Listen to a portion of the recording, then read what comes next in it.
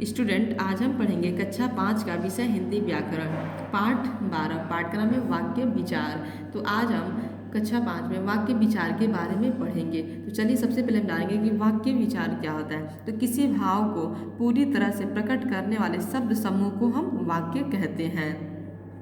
तो चलिए हम इसे शुरू करते हैं, पढ़ते हैं। आज वाक्य विचार में वाक्य रचना, विश्लेषण तथा उसके भेद की जानकारी प्राप्त होती है।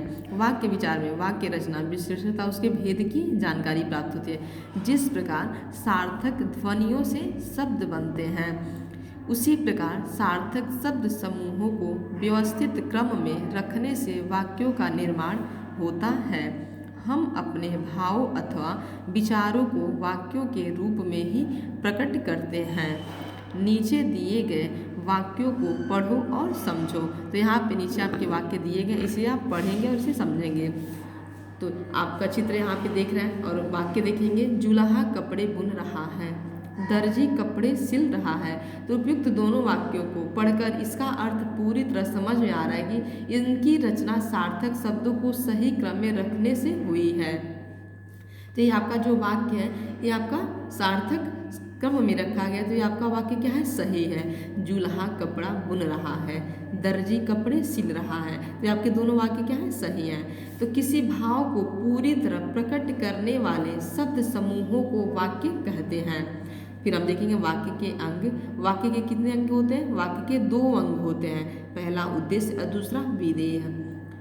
तो उद्देश्य जिसके बारे में कुछ कहा जाता है उसे दर्शाने वाले शब्द को उद्देश्य कहते हैं। जैसे माली फूल चुन रहा है, तो यहाँ इसके बारे में कुछ दर्शाया जा रहा है, कुछ कहा जा रहा है। तो ये माली फूल चुन रहा है। माली की बेटी प्रिया फूलों की माला बना रही है। तो ये आपके शब्द क्या है? सारे शब्द दोनों उद्देश्य क्या है? ये किसी के बारे में दर्शाया जा रहा है, कहा जा रहा है कि माली फूल तोड़ रहा है, माली की बेटी प्रिया फूलों की माला बना रही है। तो यहाँ माली और माली की बेटी के बारे में कुछ कहा गया, अतः इन वाक्यों में माली और माली की बेटी प्रिया शब्द उद्देश्य है। इस प्रकार किसी वाक्य का कर्ता या कर्ता का विस्तार उस वाक्य का उद्देश्य कहलाता है। दूसरा आपका विधेय। विधेय उद्देश्यों के बारे में जो कुछ कहा जाता है, अर्थात कर्ता या विस्तार सहित कर्ता के अतिरिक्त वाक्य का शेष अंश विधेय कहलाता है। यहाँ फूल चुन रहा है तथा फूलों की माला बना रही है, ये आपका क्या है? शब्द विधेय है। माली और माली की बेटी आपका उद्देश्य है और फूल चुन रहा है, फूलों की माला बना रही है, आपका क्या है? एक ही वाक्य में देखिए आपका जो जिसके बारे में कुछ कहा जा रहा है वो आपका उद्देश्य हो जाएगा। और जो अर्थात कर्ता या विस्तार से कर्ता के अतिरिक्त वाक्य का शेष अंश जो तो कर्ता का जो शेष अंश है वो आपका विधेय कहलाएगा। जो कार्य करता है वो आपका उद्देश्य और जो कार्य हो रहा है वो आपका विधेय हो जाएगा। फिर आप देखेंगे वाक्यों के प्रकार। अभी तक आपको वाक्य के अंग पढ़े, अब आप यहाँ पे वाक्य के प्रकार को जानेंगे। तो वाक्यों का विभाजन 2 आधारों पर किया गया है, रचना के आधार पर और अर्थ के आधार पर। तो सबसे पहले हम रचना के आधार पर जानेंगे कि रचना के आधार पर क्या होता है। तो रचना के आधार पर वाक्य 3 प्रकार के होते हैं, सरल वाक्य, संयुक्त वाक्य और मिश्रित वाक्य। तो सबसे पहले हम सरल वाक्य के बारे में। तो इन वाक्यों में एक ही उद्देश्य और एक ही विधेय होता है। इनमें योजक चिन्हों का प्रयोग नहीं किया जाता है। जैसे मंदिरा साइकिल चला रही है, तो ये आपका क्या है? सरल वाक्य है, मंदिरा साइकिल चला रही है। दूसरा आपका कौन सा है? संयुक्त वाक्य।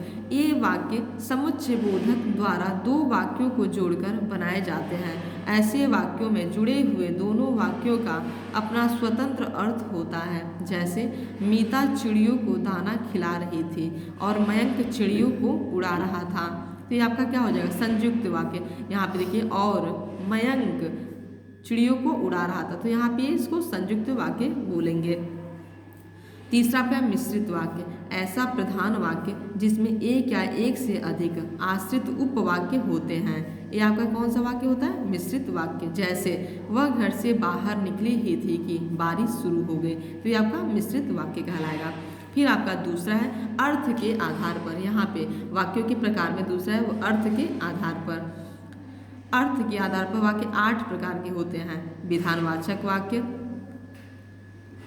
ऐसे वाक्य जिनमें कोई बात साधारण ढंग से कही गई हो विधानवाचक वाक्य कहलाते हैं। जैसे मधु कविता पाठ करती है, राहुल स्कूल जाता है, ये दोनों आपके क्या है, विधानवाचक वाक्य के वाक्य हैं।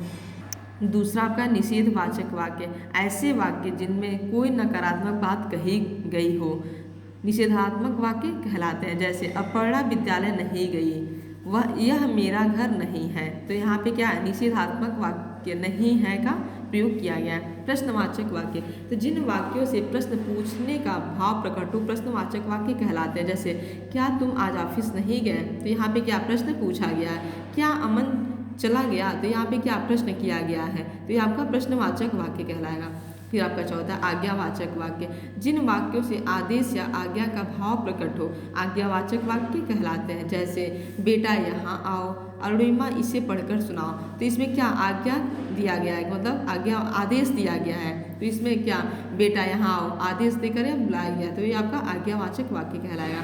संदेहवाचक वाक्य, जिन वाक्यों में संदेह का भाव प्रकट हो संदेहवाचक वाक्य कहलाते हैं। जैसे शायद आज वर्षा हो, तो शायद यहाँ पे क्या संदेह कर रहा है, अभी उसमें नहीं स्पष्टता नहीं है कि वर्षा हो ही रही है। संभवतः वह दिल्ली गया है, इसमें भी आपका स्पष्ट नहीं है कि वह दिल्ली गया है, संभवतः शायद वह दिल्ली गया है। संकेतवाचक वाक्य, जिन वाक्यों से किसी संकेत अथवा शर्त का बोध हो संकेतवाचक वाक्य कहलाते हैं। जैसे अगर तुम परिश्रम करते तो उत्तीर्ण हो जाते, यदि हम सब प्रयास करें तो यहाँ की हालत सुधर सकती है, तो ये आपका क्या है, संकेतवाचक वाक्य है। इच्छावाचक वाक्य, आपका सातवां इच्छावाचक, जिन वाक्यों से इच्छा या आशीर्वाद का भाव प्रकट हो इच्छावाचक वाक्य कहलाते हैं। ईश्वर तुम्हें लंबी आयु प्रदान करें, आपकी यात्रा मंगलमय हो, तो ये आपका क्या होगा, इच्छावाचक वाक्य कहलाएगा।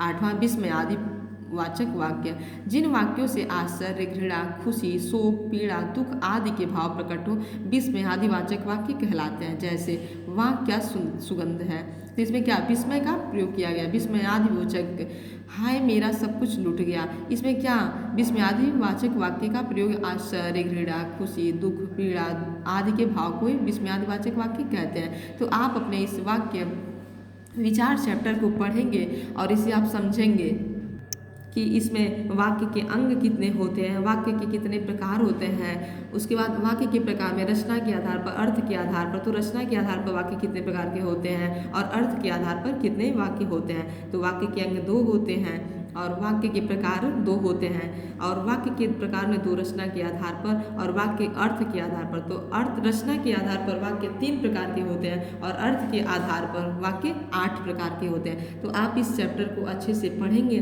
और इसे आप समझेंगे। आपका ये होमवर्क है कि आप अपने बुक को अच्छे से पढ़ेंगे। आज आपका क्लास ही ओवर हो रहा है। Thank you.